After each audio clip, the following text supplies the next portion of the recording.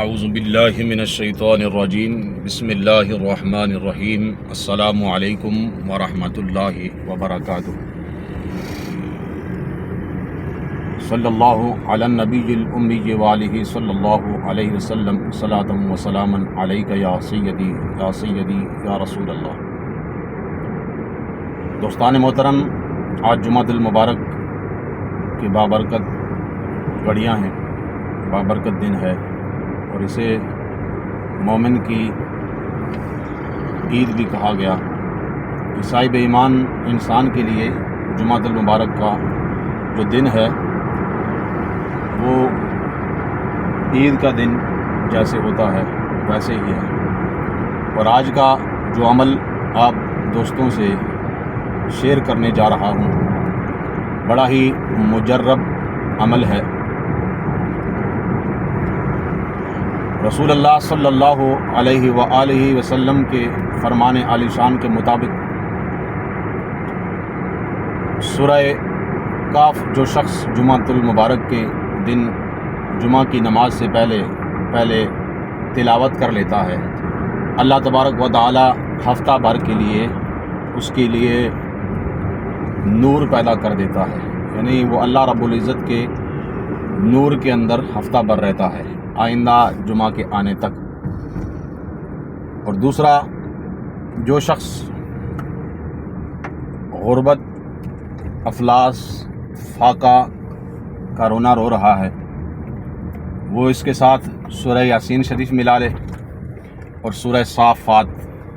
یہ بھی تلاوت کیا کرے، معمول بنا لے جمعۃ المبارک کو، تو اس کی فاقہ کشی دور ہو جائے گی، رزق کے اندر برکت ہو جائے گی، رزق کشادہ ہو جائے گا، مسائل سارے کے سارے رزق سے ہی جڑے ہیں، یعنی کہ مالی معاملات جب بندے کے درست ہو جائیں تو سارے کے سارے معاملات خود بخود درست ہونا شروع ہو جاتے ہیں۔ 2-4 ویڈیو میں صرف اس فاقہ کشی پر، رزق کی تنگی پر، رزق کی بے برکتی پر بناؤں گا، ایک تو بنا چکا، ایک آج بنا رہا ہوں۔ تو جو بھی بندہ یہ عمل کرے گا انشاءاللہ میرے رب نے چاہا، یہ مجرب ہے، سنا سنایا نہیں، اس پر میرا خود ذاتی عمل ہے، انشاءاللہ وہ فقر و فاقہ کی شکایت نہیں کرے گا جو بندہ بھی معمول بنا لے۔ تو اللہ تبارک و تعالیٰ کے ساتھ وابستگی بھی ہو جائے گی، قرآن مجید کی تلاوت کی سنت بھی ادا ہو جائے گی، اور ساتھ میں رزق کے اندر وسعت بھی آ جائے گی، برکت بھی آ جائے گی، کشادگی آ جائے گی، اور غم دور ہو جائیں گے۔ اور جمعۃ المبارک کے آخری ساعتوں کے اندر میرے پیارے آقا صلی اللہ علیہ وآلہ وسلم کا فرمان عالی شان آپ نے کئی دفعہ سنا ہوگا، مجھ سے بھی سماعت کر لیں، سن لیں کہ اللہ کے محبوب صلی اللہ علیہ وسلم نے ارشاد فرمایا، جو شخص جمعہ کے دن نماز عصر باجماعت ادا کرتا ہے اور پھر بغیر کسی سے بات چیت کیے ہوئے وہ 80 مرتبہ درود پاک پڑھ لیتا ہے، اللہم صلی علی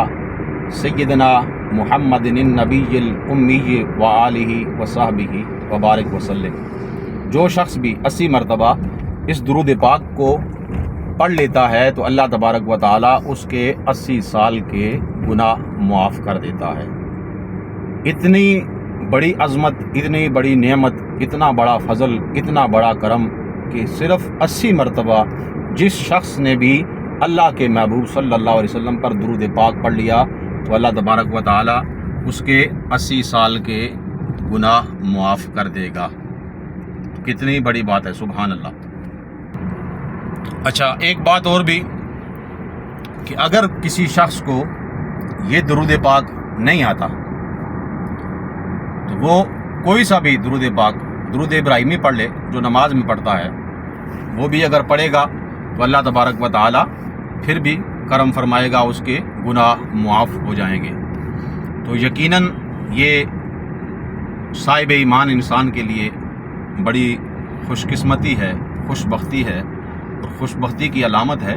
کہ اللہ کے محبوب صلی اللہ علیہ وسلم سے اپنی محبتوں کا اظہار جو بندہ کرتا ہے اللہ تبارک و تعالیٰ اس کے گناہوں کو معاف کر دیتا ہے۔